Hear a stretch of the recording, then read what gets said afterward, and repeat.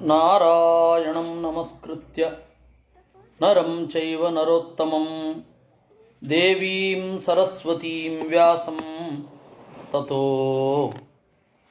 ಜಯಮುದೀರಯೇ. ವಿಜಾನತಾಂ ಅವಿತ್ತಸ್ಯ ಮಧ್ವಸ್ಯ ಜಗತಿ ಗುರೋಃ ಪೂರ್ವಾಚಾರ್ಯಮಹಿಷ್ಠಾನಾಂ ಇಯಂ ಪ್ರಣತಿಮಾಲಿಕಾ.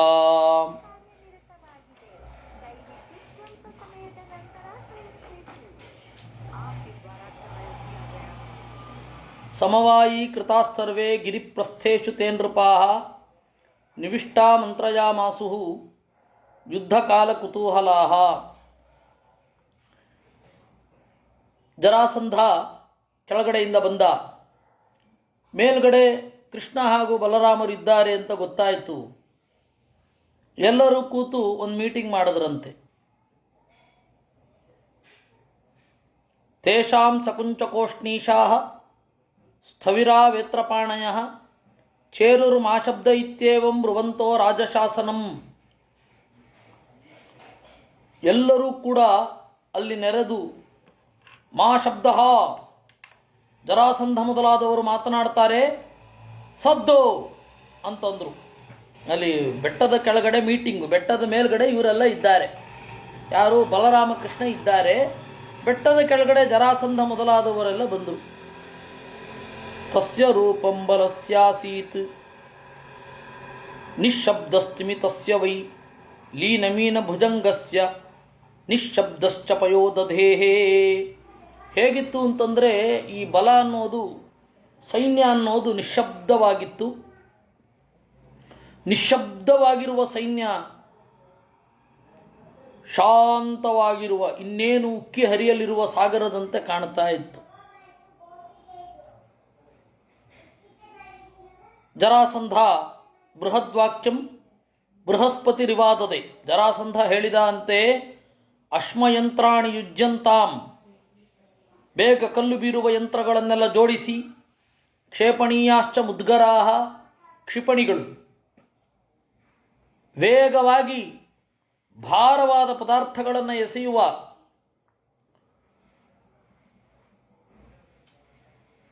ಮುದ್ಗರ, ಕ್ಷೇಪಣಿಯೇ ಕ್ಷಿಪಣಿ ಆಗಿದ್ದು, ಯಂತ್ರಗಳನ್ನೆಲ್ಲ ಜೋಡಿಸಿ, ಊರ್ಧ್ವಂ ಚಾಪಿ ಪ್ರವಾಹ್ಯಂತಾಂ ಪ್ರಾತಾವೈ ತೋಮರಾಣಿ ಚ, ಎಲ್ಲರೂ ಕೂಡ ದೂರ ಎಸೆಯುವಂತಹ ಪದಾರ್ಥಗಳನ್ನು ಸಿದ್ಧ ಮಾಡಿಟ್ಟುಕೊಳ್ಳ್ರಿ. ಶೂರಾಣಾಂ ಯುದ್ಧಮಾನಾನಾಂ ಪ್ರಮತ್ತಾನಾಂ ಪರಸ್ಪರಂ ಯಥಾ ನರಪತಿಪ್ರಾಹ ತಥಾ ಶೀಘ್ರಂ ವಿಧೀಯತಾಂ. ಇನ್ನು ಕೆಲವರು ದಾರ್ಯತಾಮೇಷ ಟಂಕೌಘೈಹಿ, ಉಳಿ, ಸುತ್ತಿಗೆ ಮೊದಲಾದವುಗಳನ್ನು ತೆಗೆದುಕೊಂಡು ಒಳಗಡೆ ಜೋರಾಗಿ ಚುಚ್ಚಿ ಪರ್ವತಕ್ಕೆ. ಖನಿತ್ರೈಶ್ಚ ನಗೋತ್ತಮಃ, ಎಲ್ಲಿ ಬೀಳುವ ಸಾಧ್ಯತೆಗಳಿದೆ, ಎಲ್ಲಿ ವಾಲಿಕೊಂಡಿದೆ ಆ ಭೂಮಿಯನ್ನು ಇಷ್ಟು ಅಗೆದು ಬಿಡಿ. ನೃಪಾಶ್ಚ ಯುದ್ಧ ಮಾರ್ಗಜ್ಞ ವಿನ್ಯಸ್ಯಂತ ಮಧೂರತಃ, ಸ್ವಲ್ಪನೇ ದೂರದಲ್ಲಿ ಜನರು ಇರಲಿ. ನೋಡಿ, ಇಬ್ಬರು ವ್ಯಕ್ತಿಗಾಗಿ ಇಡೀ ಪರ್ವತವನ್ನೇ ಹಾಳು ಮಾಡಿಬಿಡಬೇಕು ಅಂತ ಬಯಸ್ತಾನೆ. ಎಂತಹ ಭೀಕರವಾದ ಆಲೋಚನೆ! ಜರಾಸಂಧನಲ್ಲಿ ಎಂತಹ ಕ್ರೌರ್ಯ ತುಂಬಿರಬಹುದು. ಇದು ಒಂದಾದರೆ, ಇನ್ನೊಂದು ಜರಾಸಂಧನಲ್ಲಿರುವ ಭಯ. ಇಬ್ಬರು ವ್ಯಕ್ತಿಗಳಿಗಾಗಿ ಅವನು ಏನನ್ನು ಬೇಕಾದರೂ ಮಾಡಲಿಕ್ಕೆ ತಯಾರಿದ್ದಾನೆ. ಇಡೀ ಬೆಟ್ಟವನ್ನು ನಾಶ ಮಾಡಿಬಿಡೋದು ಅಂತ. ಅಚಲೋಯಂ ಶಿಲಾಯೋನಿ ಕ್ರಿಯತಾಂ ನಿಶ್ಚಲಾಂಡಜಃ ಆಕಾಶಮಪಿ ಬಾಣೌಘೈ ನಿಸ್ಸಂಪಾತಂ ವಿಧೀಯತಾಂ. ಮತ್ತು ಬಾಣಗಳನ್ನು ಎಸಿತಾ ಇರಿ, ಯಾವುದೋ ಒಂದು ಅವರಿಗೆ ಹೋಗಿ ಚುಚ್ಚಬಹುದು.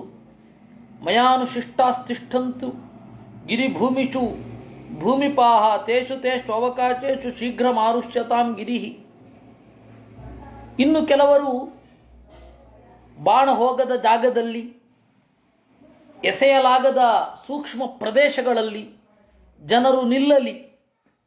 ಮದ್ರಃ ಕಳಿಂಗಾಧಿಪತಿ ಚೇಕಿತಾನಶ್ಚ ಬಾಹಲಿಕಃ ಕಾಶ್ಮೀರರಾಜೋ ಗೋನರ್ದಃ ಕರುಷಾಧಿಪತಿಸ್ತಥಾ ದ್ರುಮ ಕಿಂಪುರುಷಶ್ಚೈವ ಪರ್ವತೀಯಾಶ್ಚ ಮಾನವಾಃ ಪರ್ವತಸ್ಯ ಅಪರಂ ಪಾರ್ಶ್ವಂ ಕ್ಷಿಪ್ರಮಾರೋಹಯಂತ್ವಮಿ.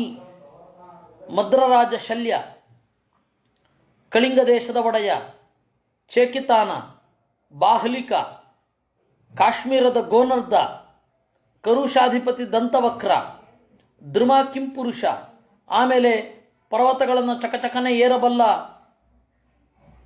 ಅವರು ಎಲ್ಲರೂ ಕೂಡ ಸಳಸಳನೆ ಏರಿ ಹೋಗಲಿ, ಏರಿ ಹಿಂದ್ಗಡೆಯಿಂದ ಏರಿ ಅವರನ್ನು ಅಟ್ಯಾಕ್ ಮಾಡಿ. ಯಾಕಂದ್ರೆ ನಾವು ಮುಂದ್ಗಡೆಯಿಂದ ಆಕ್ರಮಣ ಮಾಡ್ತಾ ಇದ್ರೆ ಆ ಕಳ್ಳರು ಹಿಂದ್ಗಡೆಯಿಂದ ಇಳಿದು ಹೋದರೆ,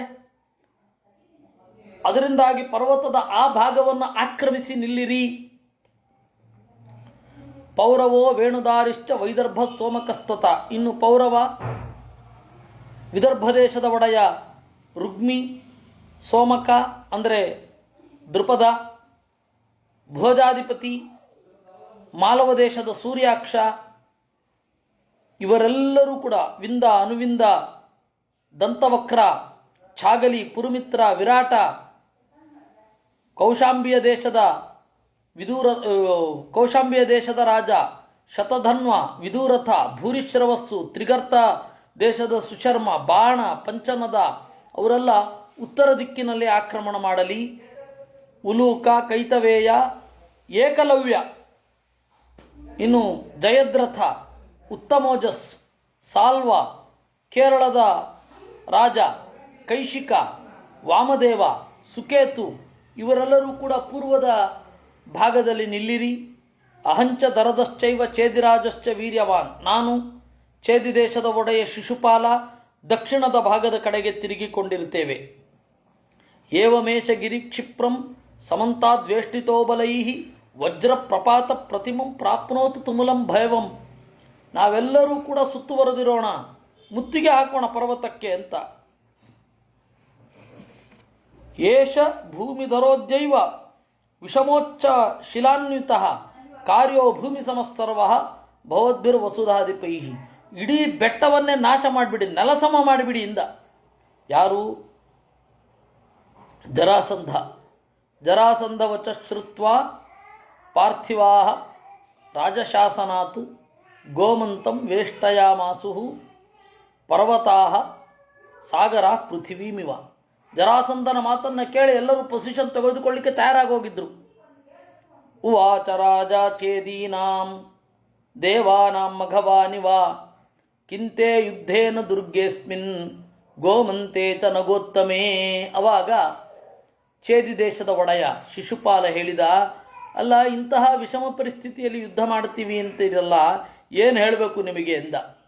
ದುರಾರೋಹಚ್ಚ ಶಿಖರೆ ಪ್ರಾಂಶುಪಾದಪ ಕಂಠಕ್ಕೆ. ಪರ್ವತವನ್ನು ನೋಡ್ರಿ, ಕಡಿದಾದ ಬಂಡೆಗಳಿದೆ, ಎತ್ತರದ ಮರಗಳಿದೆ, ಎತ್ತರದ ಮುಳ್ಳುಗಳಿವೆ. ಕಾಷ್ಠೈಸ್ತೃಣೈಶ್ಚ ಬಹುಬಿಹಿ ಪರಿವಾರಿತಮಂತತಃ. ಅದರಿಂದ ಏನು ಮಾಡೋಣ, ಇಡೀ ಬೆಟ್ಟಕ್ಕೆ ಬೆಂಕಿ ಕೊಟ್ಬೋಣ. ಹೇಗೂ ಮರಗಳು ಸಮೃದ್ಧವಾಗಿದೆ, ಅಲ್ಲಿ ಸಿಕ್ಕಾಕೊಂಡು ಸಾಯಬೇಕು. ಹೊರಗಡೆ ಬಂದರೆ ನಾವಿದ್ದೇವೆ, ಒಳಗಡೆ ಇದ್ರೆ ಸುಟ್ಟು ಹೋಗ್ತಾರೆ. ಹೇಗೆ ಪ್ಲಾನ್ ಅಂದ ಅವನು.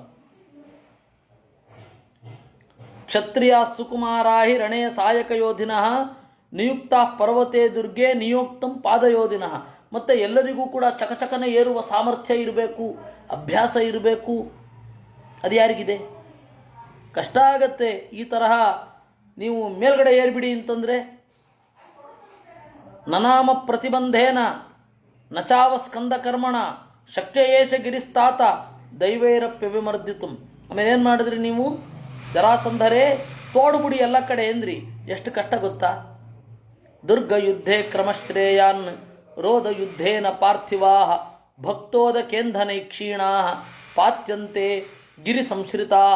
ನೋಡಿ, ಒಂದೊಂದು ಯುದ್ಧದ ಫೀಲ್ಡಿನಲ್ಲಿ ಒಂದೊಂದು ತರಹದ ಯುದ್ಧ ಮಾಡಬೇಕು. ಎಲ್ಲ ಕಡೆ ಒಂದೇ ತರಹದ ಯುದ್ಧ ಅಲ್ಲ. ದುರ್ಗ ಯುದ್ಧೇ ಕ್ರಮಶ್ರೇಯಾನ್. ನಾವು ದುರ್ಗದಲ್ಲಿದ್ದಾಗ ನಮಗೆ ಯುದ್ಧ ಮಾಡಲು ಸುಲಭ. ರೋಧ ಯುದ್ಧೇನ ಪಾರ್ಥಿವಾಹ. ನಾವು ಮುತ್ತಿಗೆ ಹಾಕಿದಾಗ ಮೊದಲು ಮುತ್ತಬೇಕಾದದ್ದು ಭಕ್ತ. ಊಟ ತಲುಪದಂತೆ ಮಾಡಬೇಕು, ಇನ್ನು ನೀರು ತಲುಪದಂತೆ ಮಾಡಬೇಕು, ನೀರು ನಿಲ್ಲಿಸ್ಬಿಡ್ಬೇಕು.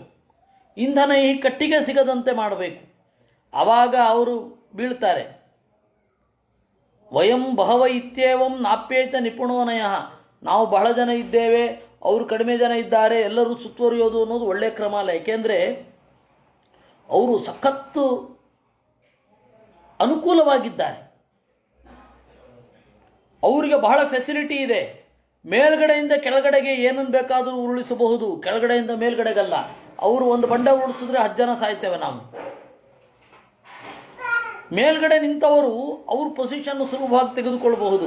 ಕೆಳಗಡೆ ನಿಂತವರು ಮೇಲಿನವರನ್ನು ಅಟ್ಯಾಕ್ ಮಾಡಬೇಕಾದ್ರೆ ಆ ಪೊಸಿಷನ್ ತೆಗೆದುಕೊಳ್ಳೋದು ಬಹಳ ಕಷ್ಟ ಇದೆ.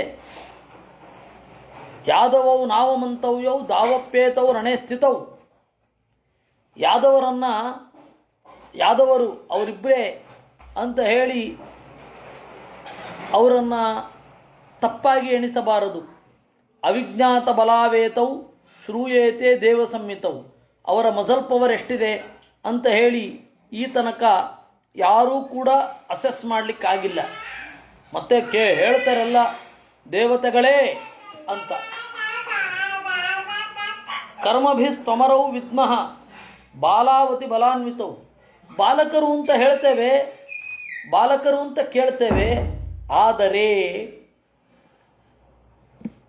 ಕಂಸನನ್ನು ಕೊಂದಿದ್ದಾರೆ, ಕಂಸನ ಜೊತೆಗೆ ಒಂದು ಅಕ್ಷೋಹಿಣಿ ಸೇನೆಯನ್ನು ಕೊಂದಿದ್ದಾರೆ ಅನ್ನೋದನ್ನು ಮರಿಬಾರದು. ಶುಷ್ಕ ಕಾಷ್ಠೈ ತೃಣೇರ್ವೇಷ್ಟ್ಯ ಸರ್ವತಃ ಪರ್ವತೋತ್ತಮಂ ಅಗ್ನಿನಾ ದೀಪಯಿಷ್ಯಾಮೋ ದಹ್ಯೇತಾಂ ಗತಚೇತನಂ. ಅದರಿಂದಾಗಿ ಸುತ್ತಲೂ ಒಣಗಿದ ಕಟ್ಟಿಗೆಗಳನ್ನು ಹಾಕಿ, ಮರಗಳನ್ನು ಹಾಕಿ ಬೆಂಕಿ ಕೊಡೋಣ, ಸಜೀವವಾಗಿ ಸುಟ್ಟು ಹೋಗಬೇಕು ಅವರು ಅಂತ. ವಾಕ್ಯಮೇತತ್ತು ರುರುಚೆ ಸಬಲಾನಾಂ ಮಹೀಕ್ಷಿತಾಂ ಯದುಕ್ತಂ ಛೇದಿರಾಜೇನ ನೃಪಾಣಾಂ ಹಿತಶಂಸಿನ. ಇದು ಬಹಳ ಇಷ್ಟ ಆಗಿ ಹೋಯಿತು ಜರಾಸಂಧಾದಿಗಳಿಗೆ. ಎಂಥ ಸುಲಭವಾದ ಐಡಿಯಾ ಹೇಳಿದ ಮಾರಾಯರೇ, ಎಷ್ಟು ಕಷ್ಟಪಡಬೇಕಾಗೋದು ನಾವೆಲ್ಲ. ಹಾಗೆ ಹೇಳಿ ಎಲ್ಲರೂ ಸುತ್ತಲೂ ಕೂಡ ಶುಷ್ಕ ಶಾಖೈಷ್ಟ ಪಾದಪೈಹಿ ಒಣಗಿದ ಮರಗಳ ಒಟ್ಟೈಸಿ ಒಣಗಿದ ಮರಗಳ ರಾಶಿ ಹಾಕಿ ಬೆಂಕಿ ಕೊಟ್ಟಿದ್ದೆ. ಸವಾಯು ದೀಪಿತಃ ದದುಸ್ತೆ ಸರ್ವತಸ್ತೂರ್ಣಂ ಪಾವಕಂ ತತ್ರ ಪಾರ್ಥಿವಾಹ ಯಥೋದ್ದೇತಂ ಯಥಾವಾತಂ ಶೈಲಸ್ಯ ಲಘುವಿಕ್ರಮಾಹ. ಸಳಸಳನೆ ಬೆಂಕಿ ಕೊಟ್ಟರು. ಸವಾಯು ದೀಪಿತೋ ವನ್ಹಿ ಉತ್ಪಪಾತ ಸಮಂತತಃ ಸಧೂಮಜ್ವಾಲ ಮಾಲಾಭಿರ್ಭಾಭಿಖಮಿವ ಶೋಭಯನ್. ಕೆಲವೇ ಕ್ಷಣಗಳಲ್ಲಿ ಆಗಸದೆತ್ತರಕ್ಕೆ ಆ ಬೆಂಕಿ ಚಿಮ್ಮಿತು. ಆ ಗೋಮಂತ ಎಲ್ಲ ಸುಡುತ್ತಾ ಬಂತು.